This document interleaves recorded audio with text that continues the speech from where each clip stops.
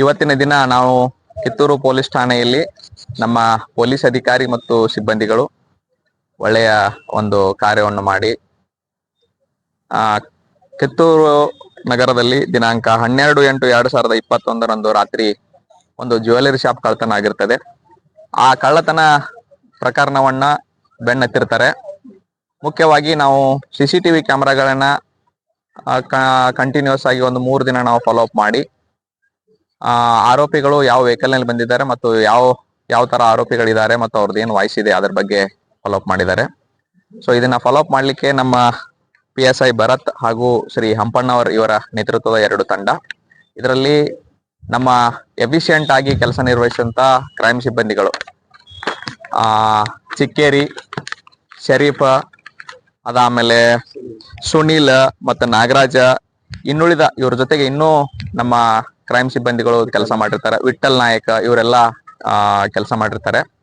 ಇವರ CCTVಗಳನ್ನ ಬೆನ್ನತ್ತಿದಾಗ ಈ ಆರೋಪಿಗಳು ಕರ್ನಾಟಕದವರಲ್ಲ, ಇವರು ಹೊರಗಡೆ ಮುಖ್ಯವಾಗಿ ಗುಜರಾತ್ ಅಥವಾ ರಾಜಸ್ಥಾನದಿಂದ ಬಂದಿರಬಹುದು ಎಂಬ ಮಾಹಿತಿಯನ್ನು ಪಡೆದುಕೊಂಡು ಹಾಗೂ ಈ ಕೃತ್ಯಕ್ಕೆ ಬಳಸಿದಂತ ಕಾರು ಒಂದು I-20 ಇದ್ರ ಬಗ್ಗೆ ತಿಳಿದುಕೊಂಡು ಹಾಗೂ ಈ ಕಾರ್ ಗಾಡಿ ನಂಬರ್ನ ಪಡೆದುಕೊಂಡು ನಮ್ಮದೇ ಆದಂತ ವೈಜ್ಞಾನಿಕವಾಗಿ ನಮ್ಗೆ ಏನ್ ಇನ್ಫಾರ್ಮೇಶನ್ ಇತ್ತು ಹಾಗೂ ಮತ್ತು ಗುಜರಾತ್ ಮತ್ತು ರಾಜಸ್ಥಾನದಲ್ಲಿ ಇರತಕ್ಕಂತ ಪೊಲೀಸ್ ಅಧಿಕಾರಿಗಳ ಜೊತೆಗೆ ಸಮನ್ವಯ ಸಾಧಿಸಿ ಆರೋಪಿಗಳ ಬಗ್ಗೆ ಖಚಿತ ಮಾಹಿತಿಯನ್ನು ಪಡೆದುಕೊಂಡು 2 ತಂಡಗಳು ಭರತ್ ಅವ್ರದ್ದು ಹಾಗೂ ಹಂಪಣ್ಣವರು ಇವರು 2 ತಂಡಗಳು ಗುಜರಾತ್ಗೆ ಹೋಗಿ ಗುಜರಾತ್ ನಲ್ಲಿ ಆರೋಪಿಗಳನ್ನ ವಶಕ್ಕೆ ಪಡೆದುಕೊಂಡು ಆರೋಪಿಗಳ ಜೊತೆಗೆ ಇದ್ದಂತ ಏನು ಈ ಪ್ರಕರಣದಲ್ಲಿ ಕಳ್ಳತನವಾದಂತ ಬೆಳ್ಳಿ ಆಭರಣಗಳನ್ನ ಕೂಡ ವಶಕ್ಕೆ ಪಡೆದುಕೊಂಡು ಮಾನ್ಯ ನ್ಯಾಯಾಲಯಕ್ಕೆ ಅವರನ್ನ ಹಾಜರುಪಡಿಸಿ ಮಾನ್ಯ ನ್ಯಾಯಾಲಯದ ಆದೇಶವನ್ನು ಪಡೆದುಕೊಂಡು ಎಲ್ಲ ಕೃತ್ಯಕ್ಕೆ ಬಳಸಿದಂತ ಕಾರನ್ನ ಹಾಗೂ ಕಳ್ಳತನವಾದಂತ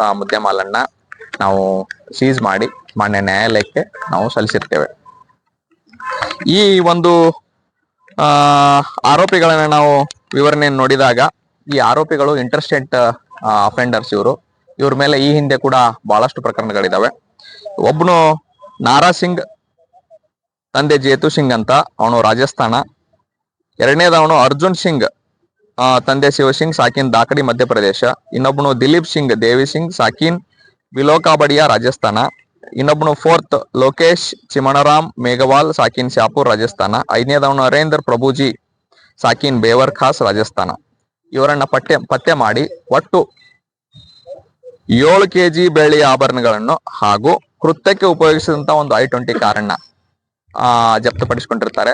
ಇವೆಲ್ಲ ಮಾಲನ್ನ ಒಟ್ಟುಗೂಡಿಸಿ ನೋಡಿದಾಗ ಸುಮಾರು 22ರಿಂದ 23 ಲಕ್ಷದ ಒಂದು ಮಾಲನ್ನ ಜಪ್ತಪಡಿಸಿಕೊಂಡಿರ್ತಾರೆ.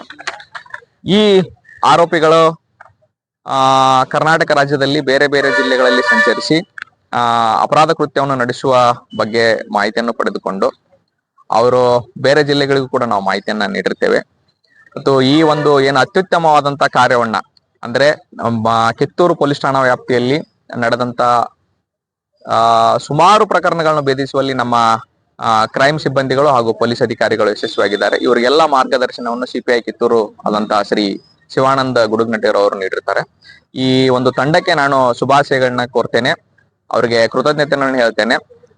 ಇವರ ಈ ಕಾರ್ಯ ಇದೇ ರೀತಿ ಮುಂದುವರಿಲಿ ಹಾಗೂ ಇಲಾಖೆಯಲ್ಲಿ ಇವರು ಏನೋ ಒಂದು ಎಫರ್ಟ್ಸ್ ಮಾಡಿದ್ದಾರೆ, ಇದು ರೆಕಗ್ನೈಸ್ ಆಗುವ ನಿಟ್ಟಿನಲ್ಲಿ ಕೂಡ ನಾವು ಕೂಡ ಮುಂಬರುವ ದಿನಗಳಲ್ಲಿ ಮಾನ್ಯ ಮುಖ್ಯಮಂತ್ರಿಗಳ ಪದಕ ಇರಲಿ ಅಥವಾ DG IGP ರವರ ಕಮೆಂಡೇಶನ್ ಡಿಸ್ಕ್ ಇರಲಿ ಅಥವಾ ಇವ್ರಿಗೆ ಏನೇನು ಸೌಲಭ್ಯಗಳು ಏನ್ ಸಿಗ್ಬೇಕು, ರೆಕಗ್ನಿಷನ್ ಸಿಗ್ಬೇಕು, ಆ ನಿಟ್ಟಿನಲ್ಲಿ ನಾವು ಕೂಡ ಕೆಲಸವನ್ನು ಮಾಡ್ತೇವೆ.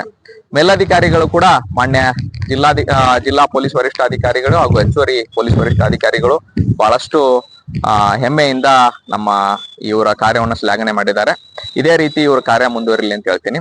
ಅದರ ಜೊತೆಗೆ ಕಿತ್ತೂರು ಪಟ್ಟಣದಲ್ಲಿ ಹಾಗೂ ಕಿತ್ತೂರು ಪೊಲೀಸ್ ಠಾಣಾ ವ್ಯಾಪ್ತಿಯಲ್ಲಿ ಇರತಕ್ಕಂತ ಎಲ್ಲ ಜ್ಯುವೆಲರಿ ಶಾಪ್ ಮಾಲೀಕರು ದಯವಿಟ್ಟು ನೀವು ಸೆಕ್ಯೂರಿಟಿ ಫೀಚರ್ಸ್ ಏನೇನಿದಾವೆ, ಲಾಕಿಂಗ್ ಸಿಸ್ಟಮ್ ಸರಿಯಾಗಿ ಹಾಕೊಳ್ಳಿ ಹಾಗೂ CCTV ಫುಟೇಜಸ್ ಕವರ್ ಮಾಡ್ಕೊಳ್ಳಿ. ಮತ್ತು ಎಲ್ಲ ಅಂಗಡಿ ಮುಂಗಟ್ಟುಗಳು ಹಾಗೂ ಎಲ್ಲ ಸಾರ್ವಜನಿಕರು CCTV ಫುಟೇಜ್ ಹಾಕೋದ್ರಿಂದ ಈ ತರ ಕಳ್ಳತನವಾದಂತ ಪ್ರಕರಣದಲ್ಲಿ ಬೇಗ ನಾವು ಆರೋಪಿಗಳನ್ನ ಪತ್ತೆ ಹಚ್ಚಿ ಹಿಡಿದುಕೊಂಡು ಬರ್ಲಿಕ್ಕೆ ನಾವು ಸಾಧ್ಯವಾಗ್ತದೆ.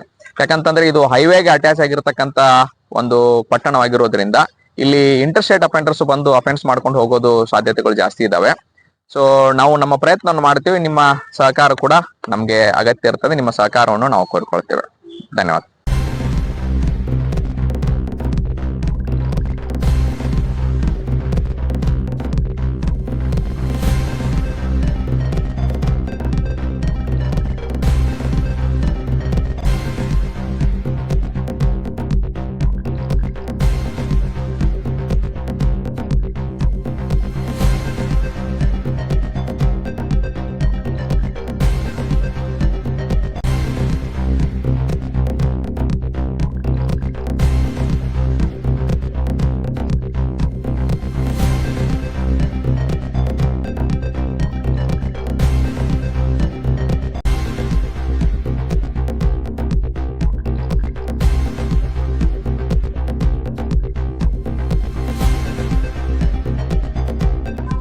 ಮಾನ್ಯ ನ್ಯಾಯಾಲಯದಿಂದ ಅನುಮತಿ ಪಡೆದುಕೊಂಡು ಇವರನ್ನ ಪೊಲೀಸ್ ಕಸ್ಟಡಿ ತಗೊಂಡು ನಾವು ವಿಚಾರಣೆ ಮಾಡಿದೀವಿ.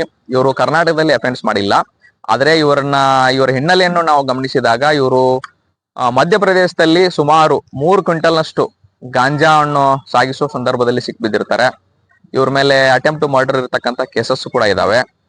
ಸೊ ಆರ್ಮ್ಸ್ ಆಕ್ಟ್ ಅಲ್ಲಿ ಕೂಡ ಕೇಸಸ್ ಇದಾವೆ. ಇವರೆಲ್ಲ ಒಂದು ಸೀರಿಯಸ್ ಅಫೆಂಡರ್ಸ್. ಇವರು ಇಂತ ಸೀರಿಯಸ್ ಅಫೆಂಡರ್ಸ್ ನ ಅವ್ರ ರಾಜ್ಯಕ್ಕೆ ಹೋಗಿ ಹಿಡ್ಕೊಂಡ್ ಬಂದಂತ ನಮ್ಮ ಕಿತ್ತೂರು ಠಾಣೆಯ ಎಲ್ಲಾ ಅಧಿಕಾರಿ ಸಿಬ್ಬಂದಿಗಳು ಒಂದು ಒಳ್ಳೆಯ ಕೆಲಸ ಮಾಡಿರ್ತಾರೆ. ಅವ್ರಿಗೆ ನಾನು ಅಭಿನಂದನೆಗಳನ್ನು ಸಲ್ಲಿಸ್ತೇನೆ. ನಾವು ಎನ್ಕ್ವೈರಿ ಮಾಡಿದಾಗ ಇವರು ಮುಖ್ಯವಾಗಿ ಬೆಂಗಳೂರಲ್ಲಿ ಹೋಗಿದ್ದಾರೆ. ಬೆಂಗಳೂರಲ್ಲಿ ಅಫೆನ್ಸ್ ಮಾಡ್ಬೇಕಂತ ಹೋಗಿದ್ದಾರೆ. ಅವ್ರಿಗೆ ಅಫೆನ್ಸ್ ಮಾಡ್ಲಿಕ್ಕೆ ಆಗಿಲ್ಲ. ಅವರು ವಾಪಸ್ಸು ದಾವಣಗೆರೆ ಹಾಗೂ ಹುಬ್ಳಿ, ಕೋಲಾರ ಈ ಕಡೆ ಎಲ್ಲ KGF ಈ ಕಡೆ ಎಲ್ಲ ಓಡಾಡಿದ್ದಾರೆ. ಅಲ್ಲಿ ಅಫೆನ್ಸ್ ಮಾಡ್ಲಿಕ್ಕೆ ಅವ್ರಿಗೆ ಆಗಿಲ್ಲ. ಅವ್ರದ್ದು ನಾವು ಏನ್ ಟೆಕ್ನಿಕಲ್ ಡಾಟಾ ಇದೆ ಅದನ್ನು ಕೂಡ ಅನಲೈಸಿಸ್ ಮಾಡಿದೀವಿ. ಸಪರೇಟ್ ಆಗಿ ಪ್ರತಿಯೊಬ್ಬರನ್ನು ಕೂಡ ನಾವು ಕರೆದು ವಿಚಾರಣೆ ಮಾಡಿದೀವಿ. ಹಿಂಗಾಗಿ ಅದ್ರ ಬಗ್ಗೆ ಕಂಡು ಬಂದಿಲ್ಲ. ಇದಾಗ್ಯೂ ಕೂಡ ನಾವು ಎಲ್ಲ ಸಂಬಂಧಪಟ್ಟ ಜಿಲ್ಲೆಗಳಿಗೆ ನಾವು ಮಾಹಿತಿ ನೀಡಿದೀವಿ. ಯಾವ್ಯಾವ ದಿನಾಂಕಗಳಂದು ಆ ಜಿಲ್ಲೆಗಳಲ್ಲಿ ಇವ್ರು ಇದ್ರು, ಆ ದಿನಾಂಕದಂದು ನಿಮ್ಮಲ್ಲಿ ಏನಾದ್ರು ಅಫೆನ್ಸ್ ಆಗಿದ್ರೆ ಈ ತರ ಆರೋಪಿಗಳನ್ನ ನಾವು ಹಿಡಿದಿದ್ದೀವಿ, ನೀವು ಇವ್ರನ್ನ ವಿಚಾರಣೆ ಮಾಡ್ಕೋಬಹುದು ನ್ಯಾಯಾಲಯದ ಅನುಮತಿ ಪಡೆದುಕೊಂಡು ಅಂತ ಅದನ್ನು ಕೂಡ ನಾವು ಮಾಡಿದೀವಿ.